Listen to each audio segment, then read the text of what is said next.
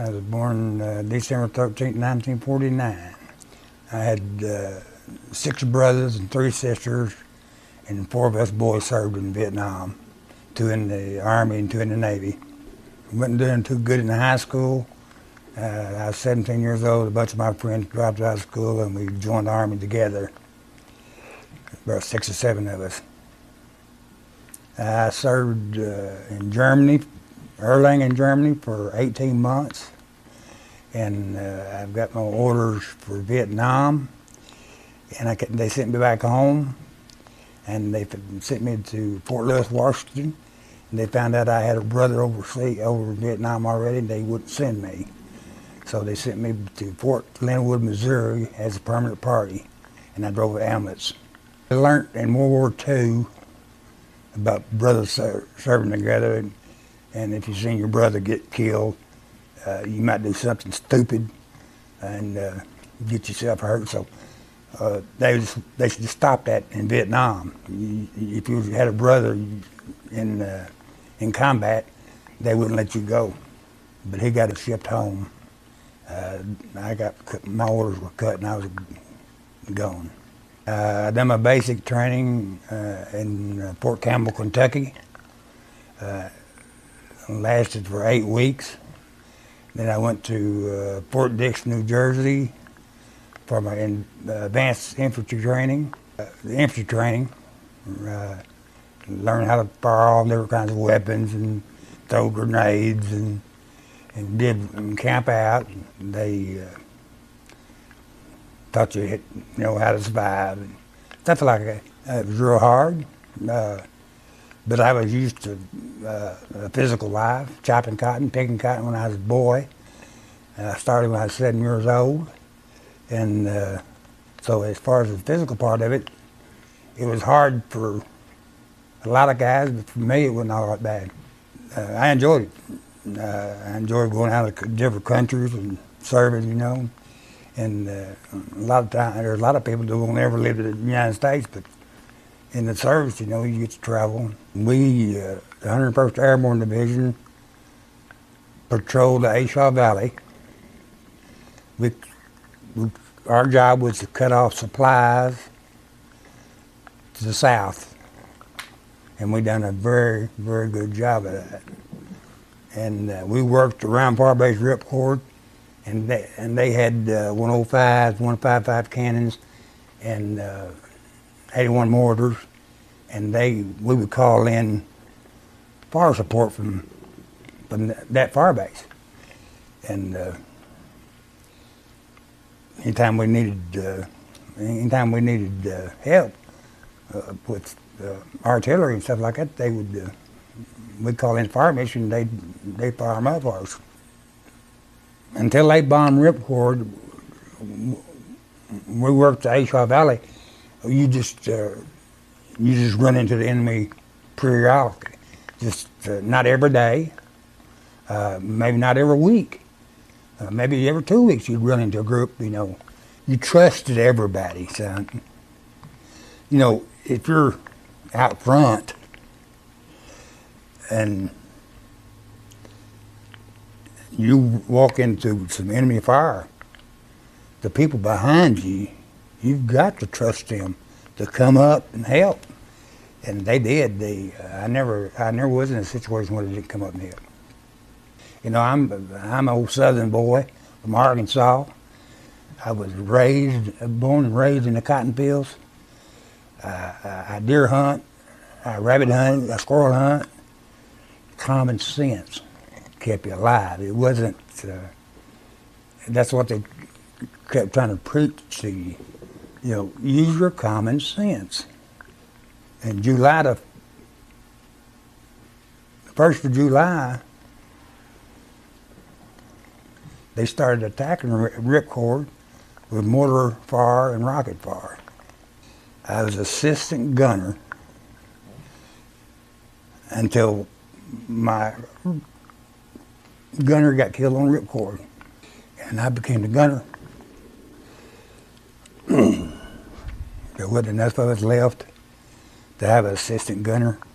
They mortared us for 23 days solid, day and night.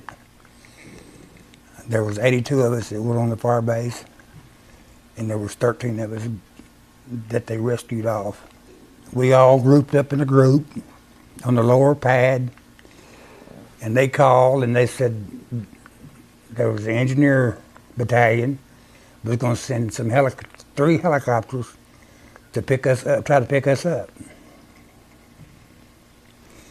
And it was the best sound I ever heard in my life. It was them 3 choppers coming in. They saved our butts. I wouldn't be here today if it hadn't been for those guys. It ended in 1975. Like I say, the fall of Saigon. But there's so much protest and stuff going on in the United States, the government had to do something, so they got the troops out of there. I came home in 747 to Fort Lewis, Washington, and processed out for a couple of days. I was standing in my front yard out here on Highway 18, 72 hours later. We had a lot of veterans, Vietnam veterans, that we got spit on when we come back in this country. We got called baby killers. I never killed a baby while I was over there.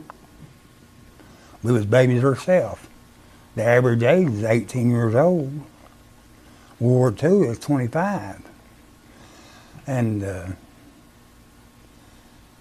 we had to put up with people throwing rocks at us and spitting at you. And even when you got home here in Monett, Arkansas, the United States, the people in the United States was protesting that war bad. Our families, of course, loved us and welcomed us back. But as far as a lot of people, they didn't want to hear it. You know, it wasn't very welcome. Well, it was really hard, but I had a very good family life and friends, and they really was a big help. And went straight to work, you know, and tried not to think about it. It worked real well. But family helping you out and stuff like that really helped too. So. In the beginning, throughout my teenage and probably my young adult life, he did not talk about his military career.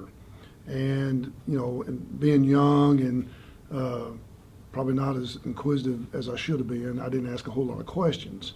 Other than, you know, later on when I got older, the older I got, it seemed like I began to get more and more interested in his military career. So I would ask him, you know, certain things about his career, and he would talk to me about it then. But as far as just in everyday conversations, even after I became very interested in his military career, he didn't just openly talk about it. I had to pry it out of him quite often. Dad was very quiet, I guess. Looking back on it now, as an older, I'm almost 54 years old. I look back on it, and now that being I'm older, and I know the experiences that he had. He kept a pretty good sense of humor. Dad was, he kept it together pretty good. I would have to say that his love for America, love of the United States, the love of the American flag, and the respect that he had for the American flag would probably be the things that stand out the most for me. I guess the main things would be probably the respect for others, being respectful of people's time, just being just generally respectful to others. You know, Dad was always, if he had a chance to help somebody, he would. He'd always tell me. I began a law enforcement career in 1992, and you know, he and I had those early conversations on how he would tell me that how I should treat people, you know, and that's carried over a 34-year career in law enforcement. So I would say that his life influenced mine quite a bit. If your country calls you to serve, this is the greatest country in the world, and it's your obligation to do so. Don't take life for granted. Don't